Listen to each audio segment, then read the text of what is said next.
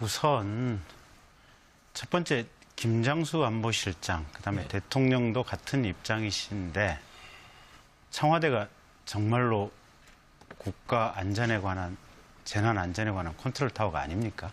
한번 제가 선 변호사님께 한번 여쭤보고 싶고요. 이거는 스스로 부끄러워야 될 사유입니다. 그다음에 여전히 지금 이 순간까지도 그날의 행적에 대해서 얘기를 못하고 계십니다. 이진성 재판관께서 그러셨죠. 아마 그게 시간대별로 이렇게 요구를 했던 게 여전히 못 밝히고 있어요. 못 밝힌다는 것은 그 아이들이 죽어가고 있는데 다들 치를 들고 몸서리 들고 아침부터 TV 보면서 그 상황을 저희들이 생생하거든요. 근데 둘 중에 하나입니다. 그 장면을 안 보고 계셨든지 모르고 계셨든지 아니면 보고도 아무런 느낌이 없든지 그 자체만 가지고도 충분히 하야하셔야 될 사유입니다. 네, 손봉규 변호사님. 네. 지금 세월호 행적에 대해서 밝히지 못한다. 이걸 계속 얘기를 하고 있는데요. 한번 보십시오. 저기 화면 한번 보일게요. 보세요. 9시 53분, 10시, 10시 15분, 10시 22분. 보십시오. 10시 30분, 10시 36분, 10시 40분, 10시 57분, 11시 20분, 11시 23분, 11시 28분, 11시 34분, 11시 43분, 12시 5분. 이런 식으로 계속 해가지고 분단위, 초단위로 계속 해가지고요. 끝도 한도 없이 계속해서 이걸 다 밝혔습니다. 이렇게 밝히고 이거는 청와대 홈페이지도 밝혔고 처음부터 이 시정 일관되게 밝히는데 언론이 보도를 안 해요. 이 밝힌 내용을. 그러면서 계속해서 왜 안 밝히냐 안 밝히냐는데 아니 이렇게 밝혔으면 됐지. 그러면 그리고 또 밝히면 더 밝혀라. 밝히면 더 밝히라 그러는데 그러면요 오히려 거짓말쟁이가 됩니다. 한 번 밝힌 걸 그대로 놔둬야지.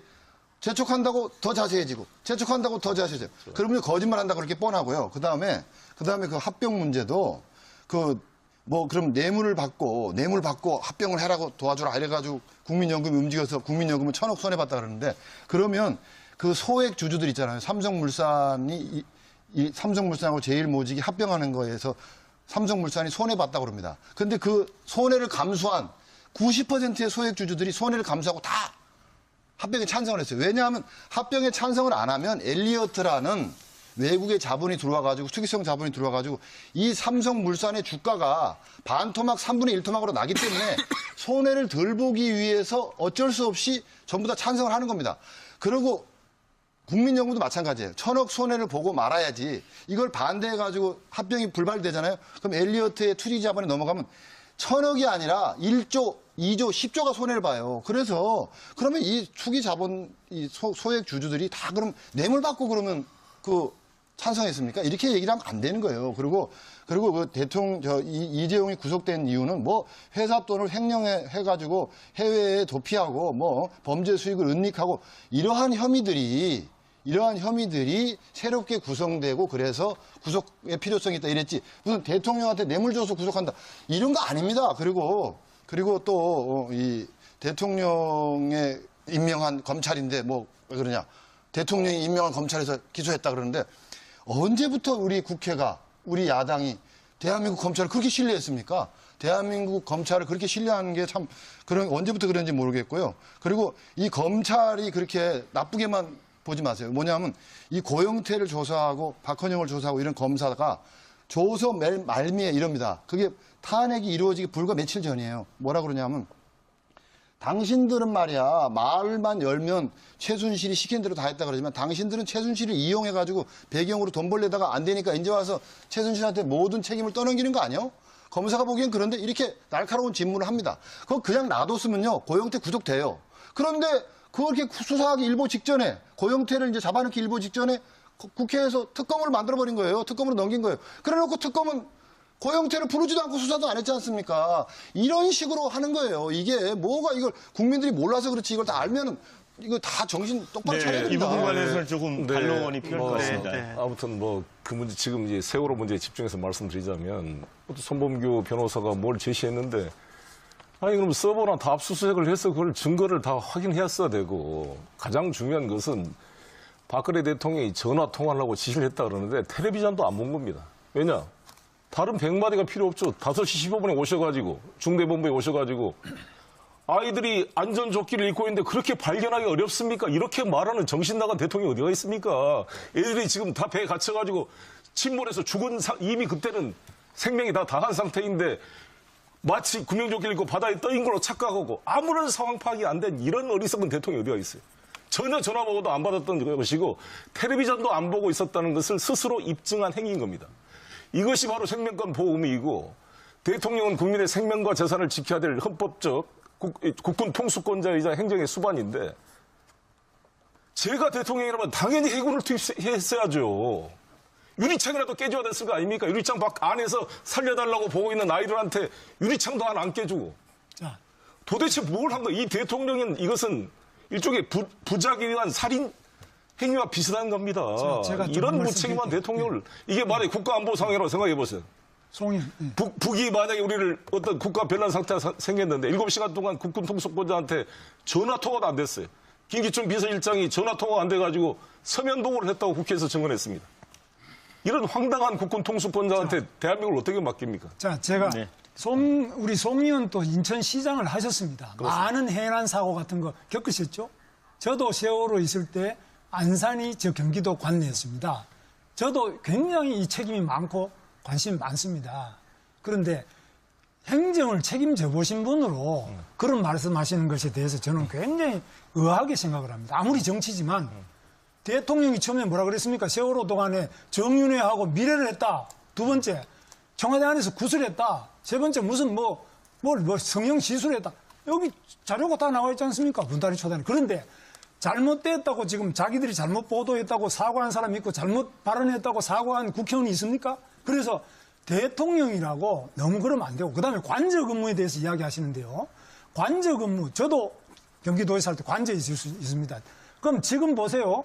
지금 각 도지사하고 각직에 있는 그런 행정의 책임을 맡은 막중한 분들이 지금 선거운동 한다고, 그것도 사전선거운동 한다고, 대통령 선거 나간다고 돌아다니는 이런 사람들은 아무런 비판도 안 하고 자숙도 안 하고 대통령이 거기 앉아서 분단위 초단위로 다 보고받고 다 했는데 현장에 안 나타났다. 그 다음 말 한마디 한 걸 가지고 꼬투리를 잡아가지고 대통령을 파면시킨다면 대한민국 공무원 중에 나만 할 공무원이 누가 있느냐 이거죠.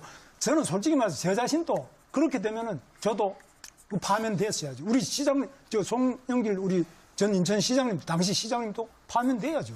그래서 우리 도지사님도 지난번에 대통령 경선에 도지사 자격을 유지하고 출마했잖아요. 저는 휴가 내고 있습니다. 이거 어찌됐건 지금도 연차 휴가 내고 오고 있습니다. 네, 그리고 저희가 시간이 한 5분 정도밖에 남지 않아서요. 승복은 그 어느 쪽에 안 할 방법은 없습니다. 네. 아니 이게 헌재 결정이 어떻게 나든 이게 무슨 화염병을 들고 길거리 가서 뛰쳐나올 겁니까? 강물 갖고 무슨 쫓아. 다만 거기에 대해서 각자 가지고 있었던 입장들, 자기가 생각하는 진신들, 그다음에 자기가 대통령직을 바라보는 관점, 여기에 따라서 헌재 결정에 대해서 결정이 나오면 찬성, 비판의 목소리는 있겠죠. 그건 어쩔 수 없는 겁니다. 어쩔 수 없지만 그걸 넘어가서 과연 그러면 어떤 결정에 대해서 물리적으로 뭔가 이렇게 하느냐. 그거는 우리 국법 질서가 있으니까 불가능한 얘기고요.